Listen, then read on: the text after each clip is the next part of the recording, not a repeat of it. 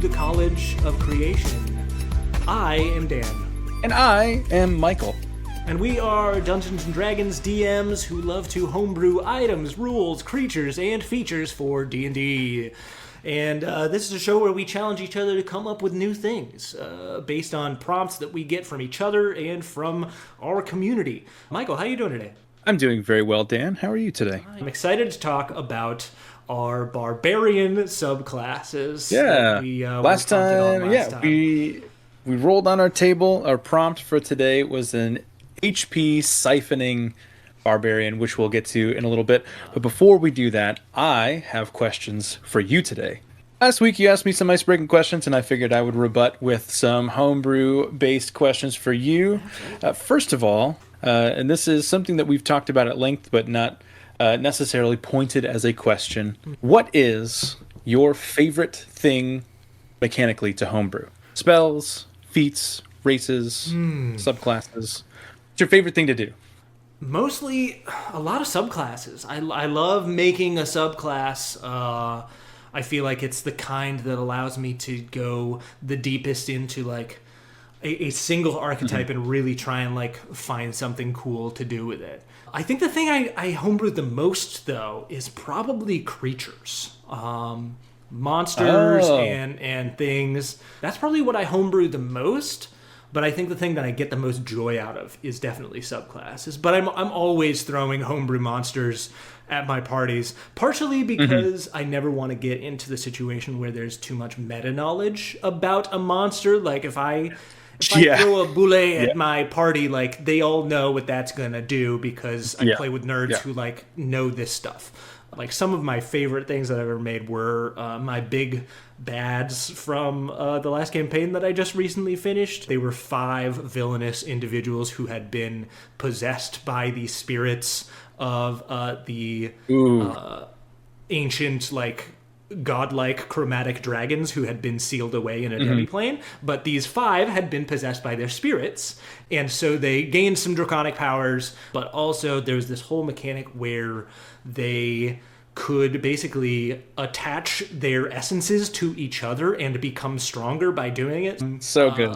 But they shared, when they were attached to each other, they shared resistances, they shared legendary actions, they shared legendary resistances between them when they were all attached. So they became almost like a Megatron, which was super fun. I love that. That's how any Bond feature should work. Become a Megatron. That's the goal for any type of Bond should work. But I love making a subclass. I am the same way. I think I get the most joy out of really digging into subclasses, especially if, very similarly to this show, if I'm challenged with something that historically I have not been, in my mind, very creatively successful at. So I think both of us are kind of in the same boat there with our barbarians today. But I really think that I really think that subclasses give me a lot of room to overpower something and then pull it back, like edit it back in an efficient and positive fashion. And some of the other things don't have the breadth to get that way. Also, similarly to you, the thing that I make the most is items. I think I make a lot of magic items for my parties. Like we talked a little bit about last week, I try my best to include my players in their progression. So wherever they see their characters going, they have a hand in making that a reality. And a lot of times, individual unique items are a part of that. And I take a lot of pride in making cool items that my players both either requested or are surprised by. I really enjoy seeing that reaction to something that doesn't exist in the game that they thought, I don't know if this is ever going to happen, and then it does happen. It's like, I made that happen. I do love creating unique custom items for the party. I think that they are always better quest rewards than money, than like generic items that are in the book already. I'll give those out from time to time, but man, oh man, there's something just beautiful about making an item for a reward that you Mhm. know your party like has wanted or they're gonna use because it's like part of who they are. It's so cool. Specifically, non-damage dealing items. I am a Always fun. sucker Always fun. for a really good, even more so if it's consumable. If I can Ooh. find a really good niche, like tactical item that you can only use one or two times, I absolutely love that. Players surprise me all the That's time, super, and super that's fun. I items are a love it. great way to do that. Another question for you: Okay. do you have a favorite creation that you've made, or something that is memorable, something Yeah. that you've made that sticks out to you? I have a lot of things that I've made that I've really loved. I think one of my most memorable creations and something that like springs to mind as like one of the first moments where I thought it's just really fun to make a thing. It's really fun to make a thing that has mechanics that are really interesting and adds a new level of functionality.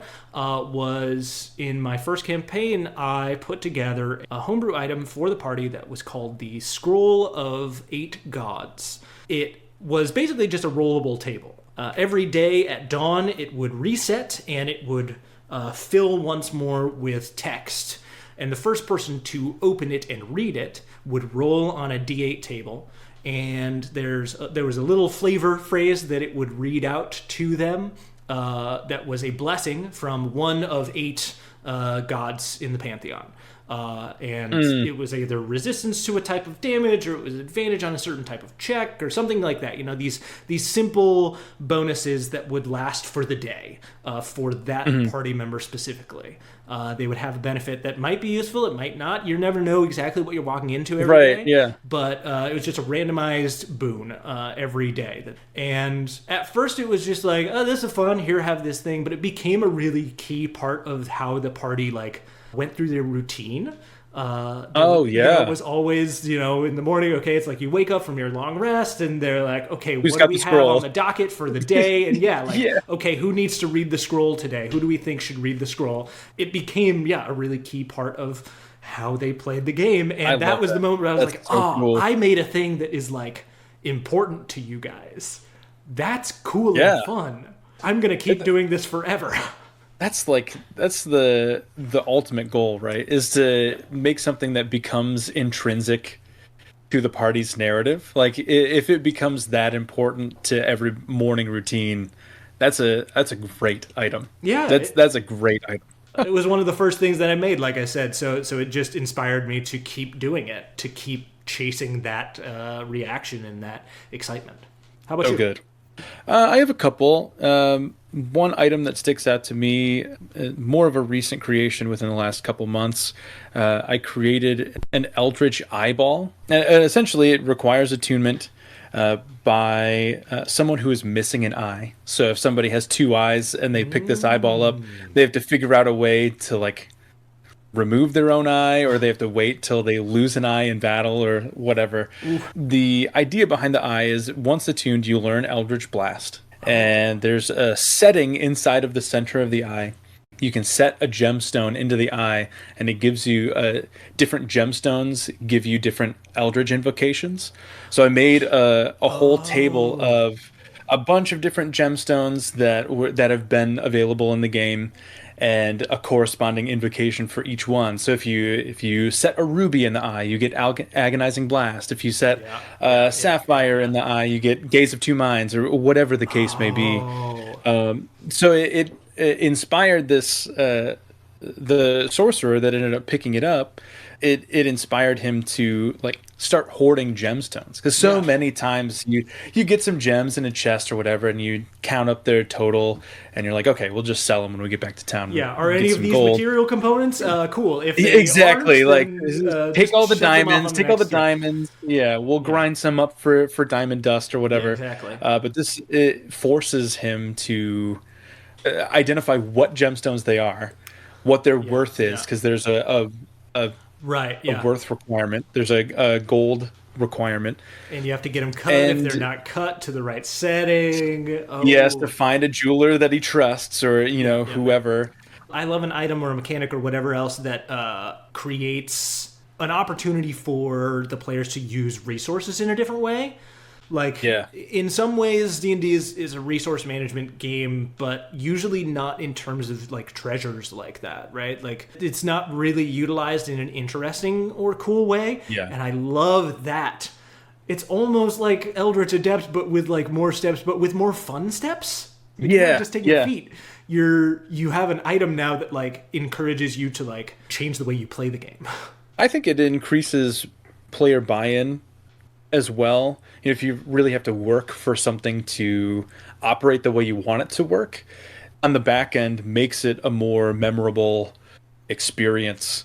I love this mechanic. I love the idea of different gemstones or different things having these different effects. I have this magic item that I made that's like a sensor, like with a C, a sensor. And it was initially, I just had it as a sensor of magic resistance, where if you light the herbs inside, it just surrounds you in an aura of smoke that gives you advantage against spells and magical effects. But now I'm feeling like maybe I should have a list of different herbs and different things that they do if you put them in there and light them.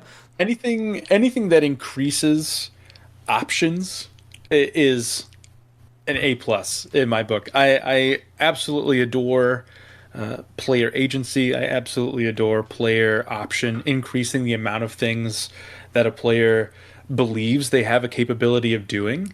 I think so many times DMs try to give those options by saying, what do you want to do? You can do anything you want, but unless you kind of give a platform for the player to do that, the game is too vast.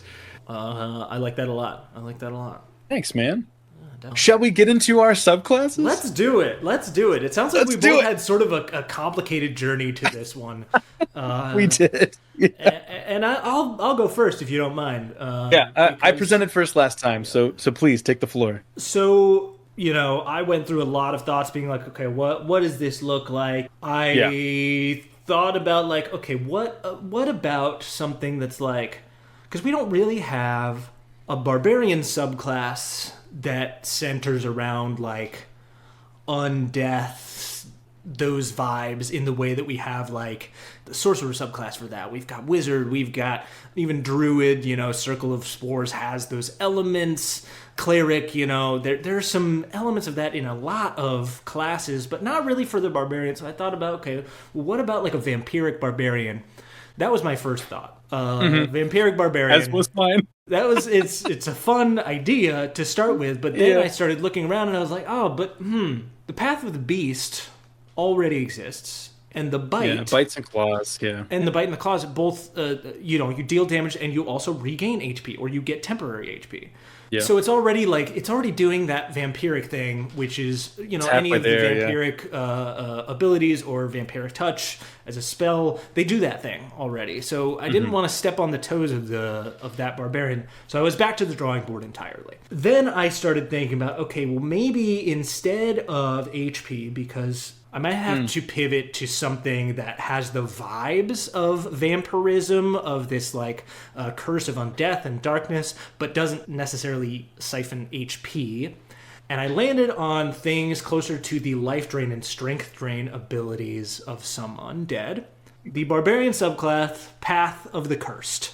The idea of this being that this is a cursed individual who has learned through their rage, or maybe this curse fuels their rage in some way, has learned to be able to spread this curse to their enemies. You are laughing, and it makes me feel like we did the exact same thing. Not the exact same thing, but there are quite a few points of overlap, I think. I love it. Our brains are the same. So the first sort of core thing, though, is this cursed rage. Once per turn while you are raging, when you hit a creature with a melee weapon attack, you can choose an ability score and force the target to make a saving throw using that ability. On a failed save, the target becomes cursed until your rage ends, or until you move the curse to a different creature, basically. That's great. While cursed, the target has the chosen ability score reduced by a number equal to your rage damage. So it'll start at 2, and it'll only ever go up to 4. 4, And you increase the same ability score by the same amount to a maximum of 20. So you could Yeah. attempt to hit something and have it reduce its strength and you increase your strength. That's a cool little thing, but it also gives you the opportunity to maybe you choose to do a different thing. Maybe you choose to do wisdom or charisma.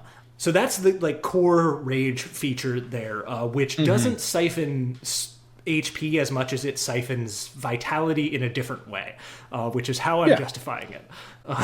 Yeah, I think that counts. So at 6th level, your like cursed energy is always around you. So when a creature within 10 feet of you rolls a 1 on the d20 for an attack roll, ability check, or saving throw, you may use your reaction to gain temporary hit points equal to half your barbarian level. So you're feeding on the foul luck of those around you. Yeah, that's great. And if that creature is hostile to you or your allies, you have advantage on the first attack roll you make against that creature before the end of your next turn. That's so good because even if you're not on the front lines yet, which I guess you should be as a barbarian, but if you're around your allies and they roll poorly, you can feed off of them. Absolutely, amazing. That is part of what is built into the feature is that if, you kind of inspire bad luck, but you can benefit from it. Yeah. Sorry about your nat 1, but thanks also. Works for me. And then we've got a Curse Breaker feature at level 10, where you can cast Remove Curse or Lesser Restoration without using a spell slot or material components. This is sort of inspired by the Ancestral Guardians feature of being able to cast Augury without using a spell slot. And with this one, I wanted to make a little bit of a different cost. And that cost is to your abilities. Seeing that you are cursed, you are removing a curse from somebody else, but you are taking on some of that cursed energy into yourself. So you roll a d6, and the corresponding ability score is reduced by 1 until you complete a long rest. So you could cast it multiple times, but you run the risk of really reducing your effectiveness if you do. And then finally, at 14th level, you become a Master of Curses. The magic flowing through you infuses you with significant power, and your Cursed Rage feature improves in the following ways. A creature cursed by you takes an additional necrotic damage from your melee weapon attacks equal to your proficiency bonus. You can apply 2 curses at a time, either to 2 different creatures or to 2 different ability scores for 1 creature. Okay. And the ability score increase you receive from your Cursed Rage feature can now cause your ability scores to exceed 20. So if you have a strength score of 20 and you reduce a different creature's strength score by 4 at that point, or 3 at that point at 14th level, you can go up to a 23 on your strength, which is great for during your rage, but it does drop at the end of your rage still. So it's still a temporary bonus. It's still, not crazy, but it does feel to me like a solid capstone. That's what I came up with. Man, that's really dangerous once you get to level 20 when everything is and strength is pushed by 4. Mm-hmm. Can you imagine a barbarian, this giant, deadly, cursed barbarian coming at you with a 27 strength? Hey, it is possible. But also at that point, like, are you fighting creatures that are going to fail that saving throw? Who knows? That's true. That's true. I think that's a great subclass, man. I know that. See, this is what I predicted would happen today. Both of us would be in our heads the whole week and struggle to get through this because it's marginally harder than the other things that we're used to making. Yep. And then we get here and we're gonna enjoy each other's subclasses. I still feel good about it. I don't think I love it. I still think there are things I could change about it, maybe to just make it feel a little more cohesive. But I do. I like it as a bones for sure, and I do really like the ability siphoning portion of it. Yes, that's not something that I would have thought of at all. That's a complete diversion from where I went. Fun. And I really like that. I'm now, I think, starting to figure out the differences in our crafting style, where you start more simplistic, and I go way in the other direction and pull back. So that's really good. I think it's a good symbiotic working relationship where we can kind of just pull each other back to the middle. I start small and expand, and you start big and try and narrow. Yeah. Well, I'm thrilled then to see what you came up with, because it sounds like even if we started in a similar space, maybe we diverged pretty heavily. So there are some similarities for sure. I also started in the vampiric space. I thought, as a barbarian, it's kind of limited because like we discussed after recording last week, it's difficult to incorporate spells because rage greatly limits that. It's hard to incorporate magic in general. I think a lot of the time barbarian subclasses kind of shoehorn magic in, like the totem warrior barbarian has like commune with nature and things like that you can cast as rituals, and I think sometimes spells are just kind of slapped on when they want magic incorporated. So I moved past the vampire thing, and I was trying to think, how can I incorporate magic without it being an active thing that a barbarian would choose to do? And so I landed on a variation of On Death as well, in a different direction. So this is the Barbarian Primal Path of the Sporeborn. You mentioned yeah, you mentioned the Spores Druid having those undead elements, and that kind of takes a little bit of that. This kind of takes a little bit of that as well. At third level, you have two features. The first of which is a pool of dice that I have called Implantation Dice. Okay. So you've been infected by a fierce and potent fungal toxin. So you have spores inside of your body. They continually pass throughout your bloodstream and can be expelled from your skin, lodging themselves into other creatures. So very similar to the curse. You can shoot spores out of your body and implant them into other creatures. Gotcha. Each of these dice is a D6, and that increases in level. So a D8 at level 6, D10 at level 10, and D12 at level 14, along with the other feature levels. Whenever you hit another creature with a melee weapon attack or an unarmed strike, you can roll a number of implantation dice of your choice, not exceeding your Constitution modifier, so up to 5, and add the result of the damage dealt, or add the result to your damage dealt. This extra damage is necrotic and leaves the target diseased. At the beginning of each of its turns, while diseased, the creature loses hit points equal to your rage damage bonus, and you immediately regain all hit points lost by the creature infected in that way. So once you implant something, for each die that you choose to spend, they lose 2 to 4 hit points at the beginning of every turn, and you get them back. So it's siphoning HP and sending it back to the core of the fungal colony inside of you. Yeah. Also at third level, you are immune to disease and poisoned. Whenever another creature would take an action that would otherwise result in you being poisoned or diseased, you instead regain hit points equal to the size of your implantation dice. So if somebody tries to disease you, they don't. They're just healing you because they're giving the colony back more of what it needs to survive. Oh, geez, the dice go up to a D12. They go up to a D12. So you can add 5 D12 at level 20 to a single weapon attack. Yeah.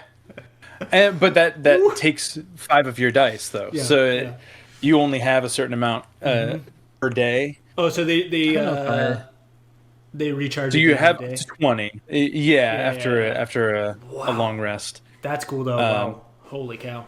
At 6th level, all checks made, so your body is covered in mold and mushrooms and moss.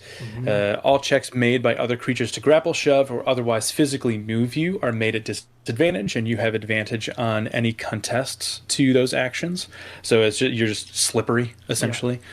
If another creature makes contact with you, they must succeed on a con save or take necrotic damage equal to the size of your implantation dice. And then you gain temporary hit points equal to half of the damage dealt. Ooh. So you get a little bit of a boost if people fail that save. At 10, I call this mindless rage. You kind of the way this operates is kind of like a risk reward type of relationship. The more you grow, the more the colony takes over, and you're kind of like you lose control of your body. Sort of inspired by The Last of Us. Like those zombies are all fungal based. They're not necessarily like brain spark type of thing. That is the vibe that I'm getting for sure. Entering your rage is now a free action instead of a bonus action. It still costs a bonus action to end it, but to go into your rage, you can also take a bonus action on that turn. Whenever you enter your rage, a cloud of spores bursts out from your body. You can choose a number of creatures within your melee range, a maximum equal to your proficiency bonus, so up to 6. You can roll 1 implantation die for each selected creature, and you choose to regain hit points equal to the result, or inflict necrotic damage on those selected creatures divided between them any way you choose. And at 14th, the spores within you have taken control over most of your instinctual features, keeping your body in motion even when you lack the mental fortitude. Your rage does not end if you fall unconscious. Instead, it continues and you make death saving throws as normal. In this state, you can't move, take bonus action, or use any action or reaction other than making attacks. So you can still attack as normal, and you can still take attacks of opportunity after you're unconscious. Because the fungus, the fungal colony is keeping your body alive. If you die, you remain upright but can no longer attack or move in any way. So even if you're dead, your body is still up and moving, right? So if nothing else, you're still an imposing visual threat. Oh, why is this guy still alive? This is strong as heck. I gotta really say. Strong. It's very really cool. Strong. Like the concept is so good. Man, you just like slowly turning people into other things, huh? Yeah. Well, that's what I said a couple days ago. It's like I'm struggling so much with this because I don't want it to be my sorcerer, but like it's so close. Also turning you into a so different close. thing. No, I think that it's so different though. Like some of the features also have kind of a secret hidden cost to your allies as well. Like I feel like the fungal barrier, obviously, like that doesn't differentiate between friend or foe. Your friends could touch your bare skin and end up taking a bunch of necrotic damage just because you are like toxic. The toxic Avenger, full stuff. It's Truly, cool. yeah. But I also feel like you could adjust the cloud of spores when you enter your rage to not distinguish between friend and foe as well. You know, if it is mindless, if it is truly just a colony that is trying to propagate itself, then like it doesn't care. Right. Which is tricky to balance, like, unfortunately, but it is something. Yeah. How do you choose in the same feature where you're actively saying you're losing your sense of choice because these spores are in your body and you can't choose, but when you do this, you can definitely choose this one thing. There are some plot holes in here. That's okay. That need ironing out. But I got there. I crawled over the finish line with this one because it took a lot of returning back to square one. I think maybe 5 or 6 times. I did a fair bit of that as well. I'll be honest. Like I wrote out 3 different 3rd level features, I think, before realizing like, that's way too similar to something else. And I think you've certainly landed something that feels like a specifically very barbarian version of like a spores sort of thing, which really works. Like I can see the inspiration coming from the circle of spores and maybe even from like some myconid sort of qualities, but it does feel like its own thing at the end of the day, which is very cool. As is yours. I think curses are not used nearly enough. Maybe because of the lack of true mechanical direction. Like it's very akin to disease, right? Where you can say your character is cursed or your character is diseased, but each time it happens, that's where the stipulation occurs. Not like if you're cursed, this is not a condition. Like you have no frame of reference for where this begins. It's like this specific curse, you lose HP or whatever. So I think that may be dissuading a lot of people from using those or items that carry curses or diseases. And I think a thing I would want to add into this is a little bit more something actually probably akin to what you do with the losing of autonomy over the course of your subclass progression. Have a little bit more of a concrete idea of how this curse affects the player mechanically.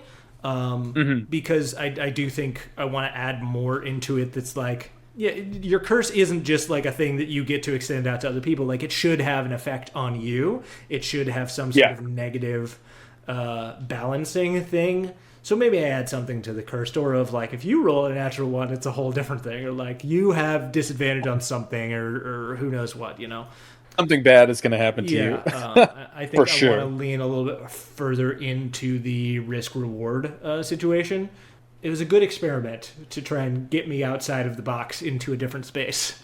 Yeah, for me too. It definitely was something that I was not uncomfortable with, just way different than I've done something for in quite a while. I think it's been years since I've made a Barbarian subclass. Maybe not years, but certainly a long time. I mean, so this was good. It was a good brain exercise. Sounds great. Well, let's hope, now that we've made 2 subclasses, maybe we'll roll for something that's not a subclass, and we can work a little less hard and just make something a little more simple. Would you like to roll for our next prompt? Yeah. All right. We're rolling for a new homebrew prompt for next week. Here we go. And that is going to be a natural 1. Natural 1? Well, let's see what that one is. From Kyle on the Discord. He suggested a feat for monks. Interesting. I think he mentioned in his message that monks need some sort of buff to make them a little more versatile and interesting. Maybe a feat would be a good option for that. So we will start with the idea of a feat for monks. Feat for monks. We'll see if we can keep it to just 1 feat. I don't homebrew a lot of feats is the thing. I can't remember the last time I homebrewed a feat, honestly, if I ever have. I have homebrewed a couple of feats in the past. Yeah, very like customizable for the party, like they wanted to do a specific thing and there wasn't a mechanic for it. But that's kind of it. I've never done one just because as an experiment or to that wasn't prompted. So I'm interested to see what we come up with here. This will be good. Yeah. Well, if anybody here listening has an idea for an HP-Siphoning Barbarian that we did not hit on, if there's a way that you think you can make a Vampire Barbarian work that isn't just rehashing the Beast Barbarian or anything else like that, let us know. We'd love to hear from you. You can find me and message me on TikTok at Sir Dr. K. And you can find me on TikTok and message me at Michael_Barlos. We'd love to hear from you. Love to hear your ideas. And if you have any other prompts that you'd love to see us homebrew, we'd love to hear those as well. Until next time, I'll be interested to hear your monk feat, Michael. Anything you want to say to the people before we go? If you're trying to homebrew, even if it's your first time, just do it. Just start writing stuff down. Because that's where we both started. And that's how you have to start anything. And if you suck at first, that's okay. Because the next time you do it, you're going to be that much better. Everybody out there, keep creating. We will talk to you all very soon. Please have a good day. Thanks.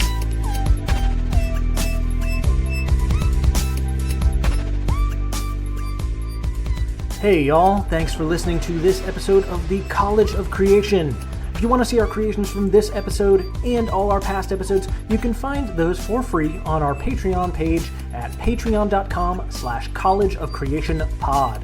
And if you decide you want to become a patron, you'll also automatically get access to any revised versions of these creations, plus our patron Discord and bonus chats with Michael and me, where we just talk about anything and everything D&D. We play games, we have a good time. You can send your homebrew prompts and questions to collegeofcreationpod@gmail.com. Our music is by Fuser Wolf. You can check out his tunes on Bandcamp and Spotify. And we want to give a special thanks this week to our podcast consultant, Nia. Thank you so much. Thanks again all for listening, and we will see you right here again next week.